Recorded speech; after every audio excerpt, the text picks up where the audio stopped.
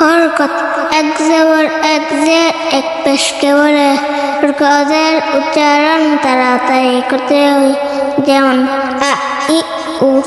তানবিন দুই জবর দুই জের দুই পেশকে বলে তানবিনের উচ্চারণ তাড়াতাড়ি করতে হয়, যেমন আন ইন উন।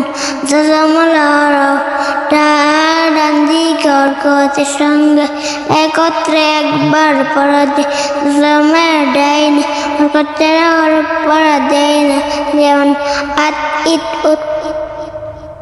কলকলার পাঁচটি কফত বা জিম দাল, এই পাঁচ হরফ জজম হইলে কলকলা করিয়া পড়িতে হয়, যেমন আক আত আবে আজে আতে। তাশদীদ হরফ দুইবার পড়া যায়, প্রথমবার ডান দিকে হরকতের সঙ্গে, দ্বিতীয়বার নিজ হরকতের সঙ্গে। তাশদীদের ডাইনে হরকতের হরফ পড়া যায় না, যেমন আতাতে আতু।